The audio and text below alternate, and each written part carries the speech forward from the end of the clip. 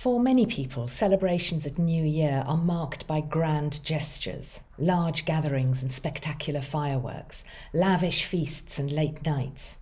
There's probably something about wanting to recognise the significance of the past year and properly mark its ending, but also a deliberate leaning into that which lies ahead, eager anticipation for what the new year might bring.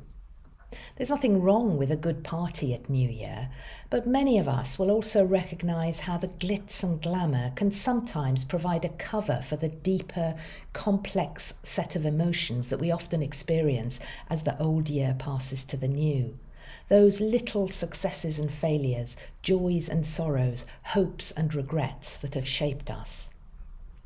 The truth is that whether it's New Year or any other time of year, if we focus too much on the extravagant and large scale, we might just miss some of the poignancy contained in the smaller treasures, the sight of the first tiny bulbs poking through the soil, hints of a lighter evening sky, a small act of kindness from a friend, gentle signs of healing in a relationship that's been damaged. In the life of the Church too, as we look for the signs of the coming of God's kingdom, it's perhaps natural to seek out the exciting and remarkable.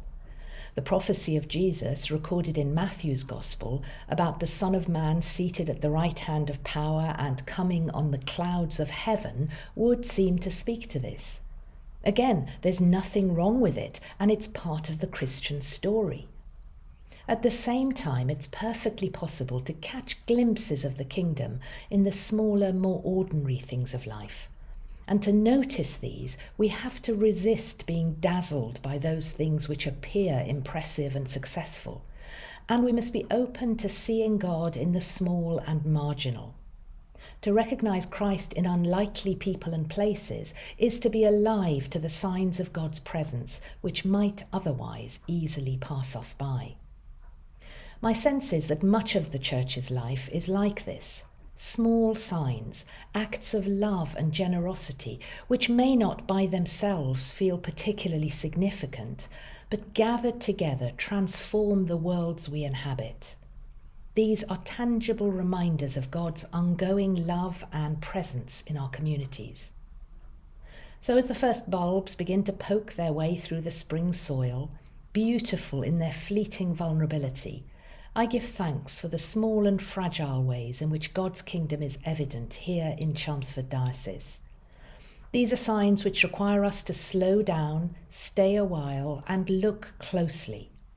And as we do so this new year, may we be encouraged and renewed in faith, and may our hearts be filled with joy for the many ways in which God is at work amongst us.